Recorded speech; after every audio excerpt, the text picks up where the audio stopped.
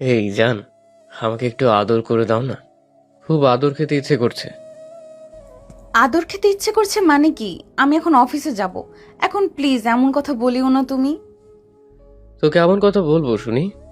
আমার অফিসে লেট হয়ে যাচ্ছে, অতটা প্লিজ ফাজলামি করিও না তুমি। আমি কি ফাজলামি করছি? তোমার যদি অফিসে যাওয়াটা ইম্পর্ট্যান্ট হতো তবে আমার ফিলিংস কেন জাগালে তুমি? হোয়াট? মানে আমি তোমার ফিলিংস জাগিয়েছি? কখন, কি করে? এই যে একটু আগে আমার হাত ধরেছিলে তুমি, তোমার এই হাত ধরায় আমার ফিলিংস চলে এসেছে। এখন আমার আদর চাই। নিজের একমাত্র আদর পাগলি স্ত্রীর মুখ থেকে এমন কথা শোনার জন্য মোটেও প্রস্তুত ছিল না অয়ন। অয়ন বোকার মতো হাঁ করে অধরার দিকে তাকিয়ে আছে। অয়ন কি বলবে অধরাকে সেটাই যেন বুঝতে পারছে না সে। অয়ন হাঁ করে অধরার দিকে খানিক সময় তাকিয়ে থাকতেই অধরা অয়নের চোখের উপর থেকে নিজের চোখ নামিয়ে নিয়ে খানিক লজ্জা মাখা একটা হাসি দিয়ে অয়নকে উদ্দেশ্য করে বলে উঠল, ইস, এই দুষ্টু, আমার দিকে এমন করে তাকাবে না প্লিজ। তোমার এমন চাহনি দেখলে আমার লজ্জা লাগে। মানে তোমার আবার লজ্জাও আছে? আমার আবার লজ্জাও আছে মানে? এই কি বলতে চাইছো কি তুমি? আমাকে কি তোমার নির্লজ্জ মনে হয়? না না, আর তোমার তো অনেক ভারী লজ্জা। আমার নিজের মনে হচ্ছে লজ্জা নেই, নির্লজ্জ আমি। উফ, এখন কি বাজে কথা বলার সময়? বলো, তাড়াতাড়ি রুমে চলো। আমার আর অপেক্ষা সহ্য করতে একদমই ভালো লাগছে না। দেখো অতটা প্লিজ, এখন আমাকে জোর করিও না। জানো না আর একটু বাদেই আমার জরুরি মিটিং আছে। আজকের মতো আমাকে ছেড়ে দাও সোনা। এই জরুরি মিটিং এর কথা আগে মনে থাকা উচিত ছিল। এখন আমার ফিলিংস চলে এসেছে। এখন এসব বলে কোনো লাভ হবে না। তুমি আপোষে আসবে নাকি আমি জোর? অয়ন অধরাকে সম্পূর্ণ কথাটা বলতে দিল না। অয়ন জানে অধরার সম্পর্কে, অধরা যা বলে তাই করে। অধরা যখন বলেছে তার আদর লাগবে, মানে যাই হয়ে যাক না কেন অধরাকে আদর করতেই হবে। অয়নের মুখটা ফ্যাকাশে হয়ে গেছে। গতকাল রাতেও একটা ছোটখাটো যুদ্ধ হয়েছিল, আর অধরার কথা মতো এখন আরও একটা যুদ্ধ হবে। অয়ন অধরার দিকে ছোট ছোট চোখ করে তাকাতেই অধরা নিজের ঠোঁটের উপর দুষ্টু হাসির রেখা টেনে নিয়ে অয়নের হাত ধরে নিজের সাথে করে অয়নকে টানতে টানতে রুমের দিকে নিয়ে যায়। অধরা অয়নকে রুমের ভিতরে নিয়ে এসে দুম করে দরজাটা ভীষণ শব্দ করে বন্ধ করে দেয়। আর তারপর কি হলো সেটা তো সকলেরই জানা। অয়নের উপর অধরা নিজেই একটা যুদ্ধ করা শুরু করে দিল। অয়ন আর কি বা করবে? নিজের একমাত্র আদর পাগলি স্ত্রীর সাথে রেসপন্স করা ছাড়া কি আর কোনো উপায় আছে নাকি? অয়ন অধরার সাথে সমান তালে রেসপন্স করতে লাগলো। প্রায় ঘন্টাখানেক সময় কেটে যাওয়ার পর অয়ন নিজের রুমের দরজাটা খুলে বাহিরে বেরিয়ে এলো।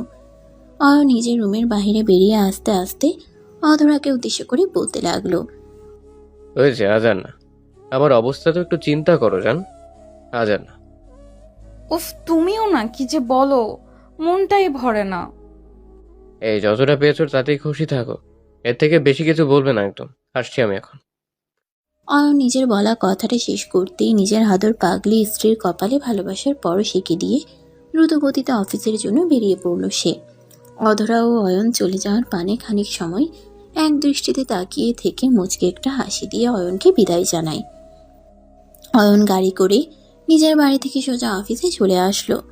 অধরা যে শুধুমাত্র অয়নকে বিরক্ত করে তা কিন্তু নয়, অধরা অয়নের অনেক খেয়ালও রাখে। তবে সারাদিন যতই খেয়াল রাখা হোক না কেন, দিন শেষে অয়নের থেকে একটু আদর ভালোবাসা পাবার লোভ অধরা সামলাতে পারে না। তাই অধরা সবসময় অয়নের কাছে আদর পেতে চায়, আর হাজার রকম বায়না করে থাকে। অয়নও অধরার এমন বায়না করা দেখে মোটেও রাগ করে না, বরং অনেক খুশি হয় এই ভেবে যে অয়নের নিজের স্ত্রী অয়নের প্রতি এতটা আসক্ত। এই বিষয়টা অয়নের কাছে অনেক বেশি ভালো লাগে। অয়ন বাড়ি থেকে বেরিয়ে সোজা চলে আসে নিজের অফিসে। অয়ন নিজের অফিসে এসে কিছু সময় অফিসের কাজ করলো। অয়ন অফিসের কাজ করে নিয়ে অতঃপর অধরাকে কল করলো। অধরার ফোনে দুবার রিং হতেই অধরা ফোনটা পিক করলো। অধরা ফোন পিক করতেই অয়ন অধরাকে উদ্দেশ্য করে বলল, কি ব্যাপার? আমার আদর পাগলির খবর কি? আর কি খবর হবে? ভালো খবরের মতো কোনো ব্যবস্থা কি করেছো নাকি? হ্যাঁ, আমি আবার কি ব্যবস্থা করবো জান? কি ব্যবস্থা করার কথা বলছো তুমি? তোমাকে আর কি বলবো বলো। আমার হয়েছে জ্বালা। আমার কষ্টটা বোঝার মতো কেউ নেই। উফ, আবারও তুমি হেয়ালি করা শুরু দিয়েছো। হেয়ালি না করে আমাকে সত্যি সত্যি বলো, কি হয়েছে? কি জন্য তোমার মনটা খারাপ হলো? আমার মন খারাপের তো অনেক কারণ আছে। তার মধ্যে একটা কারণ হলো তুমি আমাকে আর আগের মতো ভালোবাসো না, সব সময় আমার থেকে দূরে থাকতে চাও। তোমার এমন অবহেলা করা বিষয়গুলো আমাকে খুব করে আঘাত করে অয়ন। নিজের একমাত্র আদরের স্ত্রীর অভিযোগটা শুনে অয়ন ঠাই থমকে গেল। অয়ন কখনো ভাবতে পারেনি তার স্ত্রী তাকে নিয়ে এমন অভিযোগ করবে। অধরা নিজেও জানে অয়ন তার প্রতি কতটা দুর্বল। অয়ন সবসময় অধরাকে পাগলের মতো ভালোবেসে গেছে। অধরা ছাড়া অয়নের জীবনে আর কোনো নারী আসেনি, সেখানে কিনা অধরা আজ অয়নকে এমন অভিযোগ করছে। অয়ন খানিক অবাক হয়ে গিয়ে অধরাকে উদ্দেশ্য করে বলল, এসব কি ধরনের অভিযোগ করছো অধরা? আমি তোমাকে আমার নিজের জীবনের থেকে বেশি ভালোবাসি, আর তুমি কিনা সেই আমাকেই দোষারোপ করছো। হ্যাঁ করছি, কারণ আজ কতগুলো দিন হয়ে গেল তুমি আমাকে কোথাও ঘুরতে নিয়ে গেছো বলো। তোমাকে ঘুরতে নিয়ে যাইনি বলে তুমি এই কথাটা বলছো? হ্যাঁ আমার প্রতিদিন তোমার আগ্রহ হ্যাঁ আমার প্রতি দিন দিন তোমার আগ্রহ কমে যাচ্ছে। এটা কিন্তু মোটেও ঠিক হচ্ছে না অয়ন।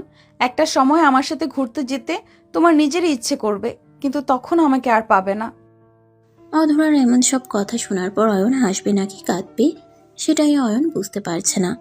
অধরা একটা আস্ত পাগলি মেয়ে, তা না হলে এমন কথা কি কেউ বলতে পারে? অয়ন অধরার কথা শুনে মুচকি হেসে অধরাকে উদ্দেশ্য করে বলল, শোনো অধরা, এখন এমন ফাজলামি করিও না। আমি এখন অফিসে আছি, বাকি কথা বাড়িতে আসার পর হবে। এই না না, ফোন রেখে দিও না, আমার একটা কাজের কথা আছে, প্লিজ শোনা, কল কেটো না। আচ্ছা আচ্ছা বলো, আমি কল কাটছি না। আজ বাড়িতে আসার সময় আমার প্রিয় জিনিসটা নিয়ে এসো মনে করে। তোমার প্রিয় তো একমাত্র আমি নিজেই, আর কি আছে প্রিয়? তুমিই তো আমার প্রিয়জন। আমি আমার প্রিয় একটা জিনিসের কথা বলছি, সেটা নিয়ে আসলেই হবে। আচ্ছা ঠিক আছে, নিয়ে আসবো। তুমি সাবধানে থাকবে আর নিজের কেয়ার করবে, কেমন? রাখছি আমি। অয়ন নিজের কথাটি শেষ করতেই অধরার ফোনটা কেটে দিল। অয়ন ফোন কেটে দিতেই অধরার ঠোঁটের কোণে মুচকি হাসির রেখা উদয় হলো। অয়ন অধরার চোখের মণি। অয়নকে ছাড়া অধরা যেন কিছুই বোঝে না। অয়নকে এতটা ভালোবাসার পর অধরার সবসময় ভয় হতো অয়নকে সে সারা জীবনের জন্য হারিয়ে না ফেলে। কথায় আছে না, অতিরিক্ত কোনো কিছুই ভালো হয় না। অয়নের প্রতি অধরার অতিরিক্ত টানটা নিয়ে অধরার ভয় ছিল। কিন্তু অয়ন মানুষটা একদমই ভিন্ন। অয়ন অধরার পাগলামিগুলো বেশি পছন্দ করে, আর দিন শেষে অয়ন নিজেও অধরাকে নিয়ে নিজের পাগলামির শহর সাজায়। অয়ন নিজের হাত চালিয়ে অফিসের সব কাজ দ্রুত শেষ করে নিতে লাগলো। বিকেলের দিকে অয়নের সব কাজ শেষ হতেই অয়ন নিজের গাড়ি নিয়ে অফিস থেকে বেরিয়ে আসে। অয়ন জানে কোন জিনিসটা অধরার প্রিয় বা পছন্দের। এত ভালোবাসার পরেও অয়ন জানবে না তার স্ত্রীর কোন জিনিস প্রিয় বা কোন জিনিস সে পছন্দ করে? তা কি করে হতে পারে? অয়ন নিজের গাড়ি নিয়ে অফিস থেকে বেরিয়ে একটা ফুলের দোকানের সামনে গিয়ে গাড়ি দাঁড় করালো, আর অধরার জন্য অনেকগুলো ফুল নিল সে। অয়ন অধরার জন্য ফুল নিয়ে অতঃপর একটা চকলেটের দোকানের সামনে গিয়ে দাঁড়িয়ে অয়ন অধরার জন্য বেশ কিছু চকলেট নিয়ে বাড়ির পথে চলে আসলো। অয়ন চকলেট নিয়ে বাড়ি ফিরতেই অধরা অয়নকে জিজ্ঞেস করলো, কি গো, আমার জিনিসগুলো নিয়ে এসেছো? ও শিট, কি জিনিস আনতে যেন বলেছিলে তুমি? আমি তো ভুলে গিয়েছি। ভুলে গেছো মানে? এই ফাজলামি করো আমার সাথে। ভুলে গেছো মানে কি? হ্যাঁ আরে বাবা, সত্যিই ভুলে গেছি। তাছাড়া সারাদিন অফিস করার পর কি আর কিছু মনে থাকে বলো? না, এটা ঠিক হলো না অয়ন। তুমি জানো আমার জিনিসটা খুব প্রিয়, তারপরও তুমি ভুলে গেলে কি করে? আমার এখন চকলেট আর ফুল লাগবে। তাই নাকি? সত্যি লাগবে? হ্যাঁ সত্যি লাগবে। এখন কিভাবে তুমি আনবে তা আমি জানি না, কিন্তু আমার লাগবে। অধরার কথা শুনে অয়ন হেসে ফেলল। অয়নের হাসির কারণটা তো আপনাদের সকলের জানা। অয়ন তো অফিস থেকে ফেরার সময় সবকিছু গুছিয়ে আগে থেকেই নিয়ে এসেছে, কিন্তু বাড়ি ফেরার পর অয়ন ইচ্ছে করে অধরার সাথে একটু ফাজলামি করার জন্য অধরাকে মিথ্যা বলে যে সে কিছু নিয়ে আসেনি, ভুলে গেছে। আর অধরাও অয়নের কথা সরল মনে বিশ্বাস করে নেয়। অধরা অয়নকে হাসতে দেখে খানিক অবাক হয়ে গেল, আর অয়নকে জিজ্ঞাসা করলো, কি ব্যাপার, তুমি আমার দিকে তাকিয়ে এমন করে হাসছো কেন? আমি কি কোনো হাসির কথা বলেছি তোমায়? আরে তা নয়, আমি হাসছি অন্য একটা কারণে। অন্য কারণে মানে? এই ফাজিল, কি জন্য হাসতেছো সেটা আমায় একদম সত্যি করে বলো। আমাকে মিথ্যা বললে কিন্তু একদম। আরে পাগলি, আমি তোমার বলা জিনিসগুলো ঠিক নিয়ে এসেছি। আমি কি করে ভুলতে পারি আমার পাগলি পছন্দ করা জিনিসগুলো? অয়নের কথাটা শোনার পর অধরা মুচকি হেসে ফেলে দুম করে অয়নকে জড়িয়ে ধরল। অধরা অয়নকে জড়িয়ে ধরতেই অয়নও খানিক প্রশান্তি নিয়ে অধরাকে জড়িয়ে ধরল। অয়ন অধরাকে জড়িয়ে ধরতেই অধরা অয়নের বুকের মাঝে নিজের মাথাটা শক্ত করে চেপে ধরল। অধরার এমন আচরণে অয়নের বুকের মাঝে যেন এক অদ্ভুত শান্তি চলে আসলো। অয়ন কতটা শান্তি পাচ্ছে সেটা বলে বোঝানো যাবে না। অয়ন নিজের চোখ জোড়া বন্ধ করে শান্তি অনুভব করছে। এমন সময় আচমকাই অধরা ফিসফিস করে অয়নকে উদ্দেশ্য করে বলল, জান, আমার না আবারও ফিলিংস কাজ করছে মনের মাঝে। কি করব আমি এখন? অধরার কথাটা শোনার পর অয়ন খানিক চমকে উঠে অধরাকে বলল, হ্যাঁ, কি বলতে তুমি? আবারও তোমার ফিলিংস চলে এসেছে? হ্যাঁ গো, কি আর করব, তুমি জানো তো, তোমার স্পর্শ পেলেই আমার ফিলিংস চলে আসে। নিজের উপর নিয়ন্ত্রণ থাকে না একদমই। আমি এবার না মনে হচ্ছে সত্যি পাগল হয়ে যাবে। হ্যাঁ, টাটা, বাই বাই। অয়ন নিজের কথাটা বলতেই অধরা অয়নের দিকে তাকিয়ে মুচকি একটা হাসি দিয়ে বলে উঠল, এই জান, আমাকে ছেড়ে কোথায় যাও? আমার থেকে মুক্তির কোনো উপায় তো নেই। আমি সারা জীবন তোমার হয়ে থাকবো জান আমার। আমার হয়েই আছো আর থাকবে, কিন্তু তোমাকে আমি আর আদর করতে পারবো না সোনা। আমি এবার এখান থেকে পালাই। অয়ন দুষ্টুমি করে অধরার থেকে পালাতে চেষ্টা করলো। অধরা ও অয়নের এই দুষ্টুমিটা বুঝতে পেরে অয়নের পেছন পেছন দৌড়ে বেরিয়ে গেল।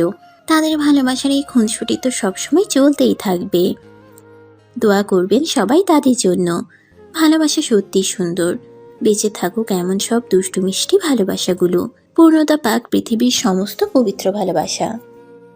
বন্ধুরা, ভিডিওটি কেমন লাগলো তা অবশ্যই আমাকে কমেন্ট করে জানাতে ভুলবেন না। পেজ থেকে দেখে থাকলে অবশ্যই পেজটিকে ফলো করে দিবেন, আর চ্যানেল থেকে দেখে থাকলে অবশ্যই চ্যানেলটিকে সাবস্ক্রাইব করে পাশে থাকা বেল আইকনটা বাজিয়ে দিবেন। আর নিত্য নতুন এমন সুন্দর সুন্দর ভালোবাসার গল্প পেতে voice of Priyanka Facebook page এবং প্রিয়াঙ্কাস ক্রিয়েশন ইউটিউব চ্যানেলের পাশেই থাকবেন। ধন্যবাদ সবাইকে। দেখা হচ্ছে আগামীকাল নতুন কোনো গল্প নিয়ে। ততক্ষণ পর্যন্ত সবাই ভালো থাকবেন, সুস্থ থাকবেন, আর আমাকে সবাই অনেক বেশি দোয়া এবং ভালোবাসা দিবেন। আল্লাহ হাফেজ।